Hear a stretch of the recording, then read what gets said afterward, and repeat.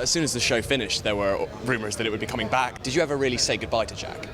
I thought for about a year or two that we would make the film, maybe, but for a variety of reasons, all of which I don't know, that never transpired.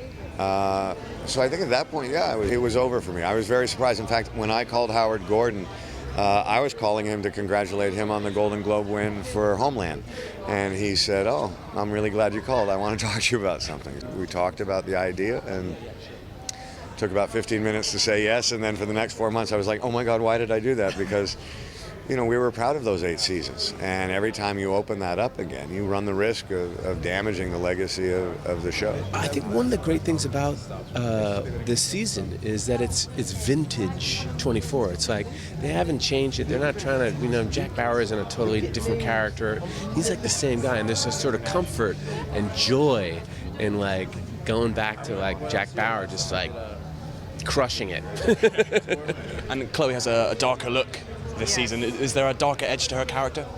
Very much so. Chloe is in a lot of pain. She's hanging on by a thread, and her look is reflective of personal tragedy that she's been through with her tattoos and piercings and her leather and her eyeliner. And she's also very anti-government.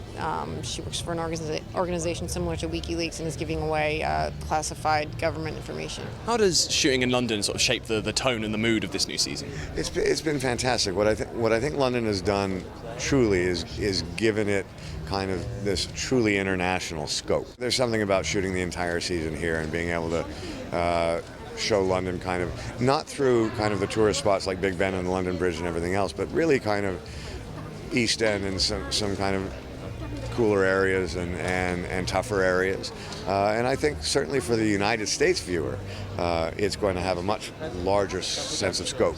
Could we ever see any more, you know, sort of fan favorite characters like Aaron Pierce or Tony Almeida? Oh, you know what? It's really funny. I used to tell every actor, in fact, I'd say, look, unless you died on the show, then you got a chance of coming back. So Tony could come back, Pierce could come back, they could all come back.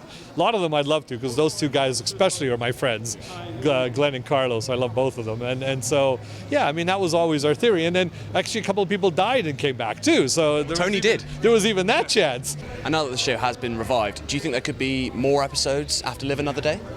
I would be shocked if they didn't make more, just based on what I've been hearing about how these have turned out and people's excitement level. I would be surprised if they went through all the trouble to bring it back and make these 12, and then that would be it. So I think so. When we finished the 8th season, I would have told you that we were not going to do another. So I think I'm going to just have to not say anything in that. You know, there's potential for anything.